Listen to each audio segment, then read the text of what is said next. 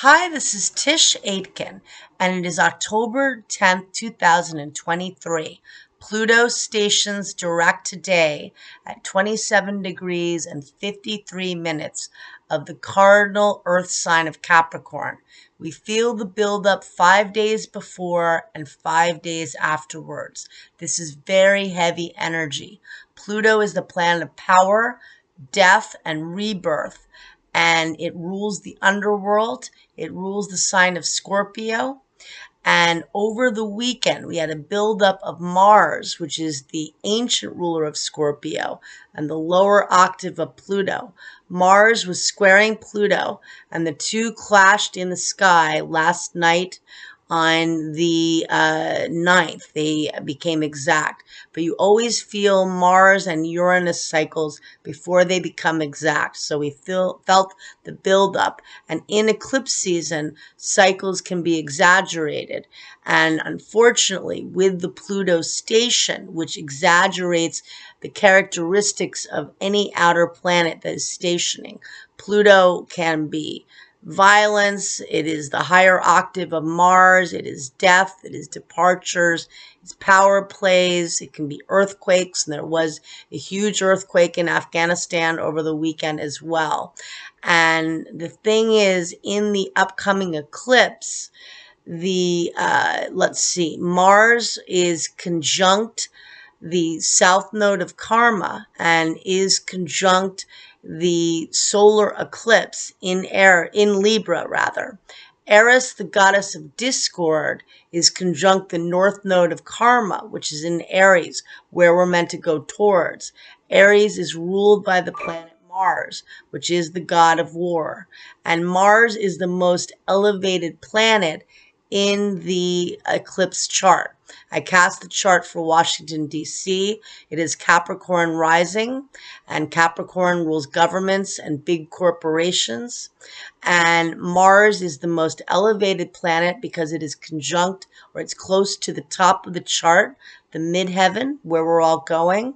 And it enters the sign of Scorpio on October 12th, and will be there through November 24th. It rules Scorpio in ancient astrology. It's very ferocious in Scorpio. It does not stop. And with Eris, which is Mars' sister, conjunct the north node of Karma, and Mars conjunct the south node and the solar eclipse, that's a big deal. There's a lot of Mars-like energy, a lot of belligerent, combative energy. Pluto is squaring Mars right now, and it is squaring the solar eclipse at a wide orb. And of course, the station is occurring right now. And then this eclipse defaults back to the Saturn-Pluto conjunction that occurred on January 12th of 2020 at the world point at 22 degrees of Capricorn. Saturn and Pluto, the two traditional malefics. Saturn is restriction, authority figures. It can represent governments and corporations. It's also karma. Pluto is the planet of death, is the cosmic compost of the zodiac. It also can represent big money and power. And the two met up for the first time in 37 years at the world point. This eclipse sets that off. This also is interesting in that Venus will be at 29 degrees of Libra in the solar eclipse chart. It's about to change signs, and it's going to oppose the solar eclipse that occurred on April 20th of this year at 29 degrees and 50 minutes of the cardinal fire sign of Aries. That was a preview of when the nodes of fate change signs on July 17th. And Pluto is squaring that solar eclipse that occurred on April 20th, and Venus is opposing that solar eclipse. Venus, what you value. And in the solar eclipse chart, Saturn opposes Venus. Is that right? It doesn't make sense. Now I'm getting a little confused, but it is very heavy energy. Chiron, the wounded healer, is in Libra. There's a lot of Libra energy, and there's a lot of cardinal energy in general. And Chiron is opposing Mercury.